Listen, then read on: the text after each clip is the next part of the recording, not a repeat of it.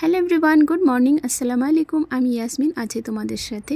আজকের ভিডিওটা আমি শুরু করেছি সকাল 10টা থেকে। আর এই 10টার সময় এসেছে মিস্ত্রি, আর সেটা কিসের মিস্ত্রি তোমরা দেখলেই বুঝতে পারবে। তো এখানে তোমরা খুব বড় একটা দেখতে পাচ্ছ, মানে খুব বড় না, 500 লিটারের আর কি একটা তোমরা ট্যাঙ্কি দেখতে পাচ্ছ। তো এই ট্যাঙ্কিটা সেট করা হবে ছাদের উপরে, তো তার জন্য মিস্ত্রি এসেছে।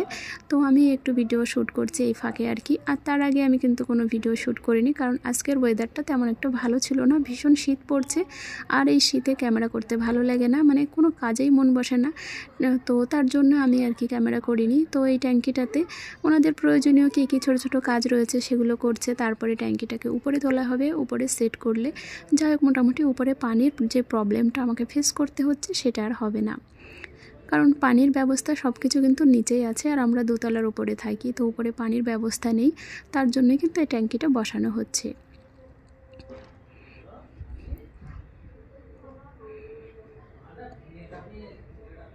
তো এই যে ট্যাঙ্কিটা উপরে তোলা হয়ে গেছে, পাইপগুলো এবার সেট করবে, করার পরেই হয়ে যাবে। খুব বেশি টাইম লাগবে না বলছে, তারপরেও মানে ট্যাঙ্কি লাগাতে লাগাতে মানে সন্ধ্যা হয়ে গেছিলো।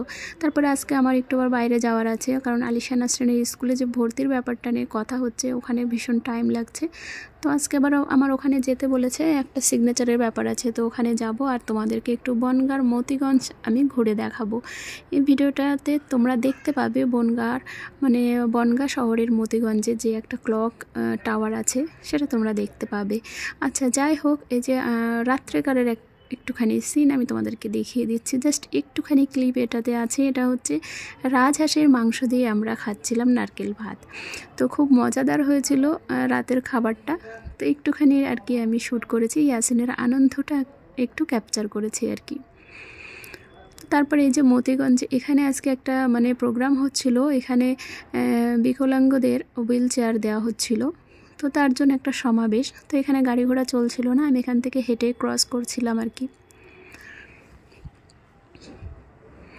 তো এই যে সবাই বসে আছে চেয়ারে, তো আমিও এখানে অনেকক্ষণ দাঁড়িয়েছিলাম, কারণ ট্রাফিক জ্যাম ছিল সামনে। আর এই যে মতিগঞ্জের ক্লক, এটা তোমরা বনগাঁর আশপাশে যারা থাকো তারা কিন্তু দেখলে বুঝতে পারবে এটা হচ্ছে মতিগঞ্জ।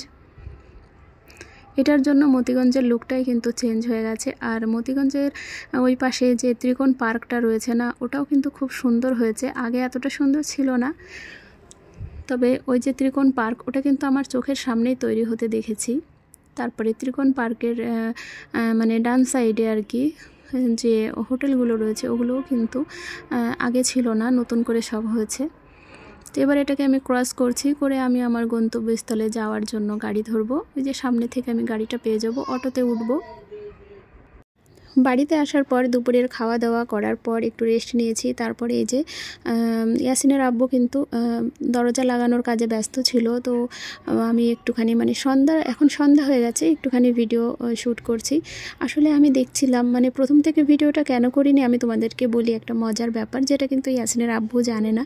আমি প্রথম থেকে ভিডিওটা এই জন্যই করিনি, আমি ভাবছি দরজাটা ও লাগাচ্ছে, হয়তো ভুল করবে, দরজাটা ঠিকঠাক পারবে না, কারণ জীবনে প্রথম এই কাজটাও করছে, ওই জন্য আমি ভিডিওটা শ্যুট করিনি।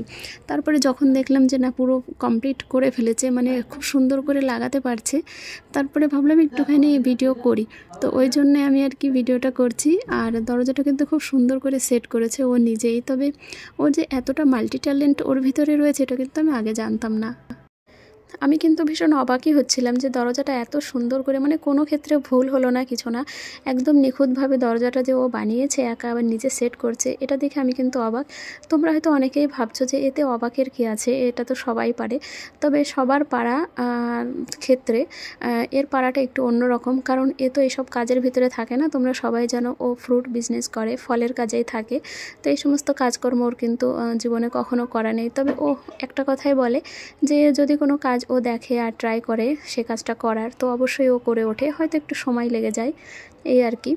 তবে যে কাজের এক্সপিরিয়েন্স থাকে সেটাতে একটু কম সময় লাগে, আর যেটাতে এক্সপিরিয়েন্স থাকে না সেটাতে একটু বেশি সময় লাগে। তবে একটা জিনিস কি, নতুন নতুন কাজ দেখে শেখার মনোভাব কিন্তু আমার ভিতরেও আছে। আমারও ভালো লাগে নতুন নতুন কাজ দেখে শিখতে। বেশিরভাগ হাতের কাজ, সেলাইয়ের কাজ, আসন সেলাই থেকে নিয়ে কাঁথা সেলাই সমস্ত কিছু কিন্তু আমি দেখে দেখে শিখতে পারি, আর আমার ভালো লাগে। একবার দেখলে আমি পেরে যাই, এই গুণটা কিন্তু আমার ভিতরেও আছে। তবে আমি নিজের প্রশংসাটা করছি না, এখানে ইয়াসিনের আব্বুর প্রশংসা করছি। তো তারপরে তোমরা দেখো ফাইনাল লুক। দরজা লাগানোর পরের দিন কিন্তু বৃষ্টি হয়েছিল, যাক ভালোই হলো। দরজাটা লেগে গেছে, বৃষ্টির যে ছাউটটা সেটা আর লাগলো না। মানে ছাউট বলে তো ওটা কি, নাকি বৃষ্টির একটা ফোয়ারা বলে না কি বলে, যাই হোক। তো ভিডিওটা শেষ করছি বন্ধুরা এখানে।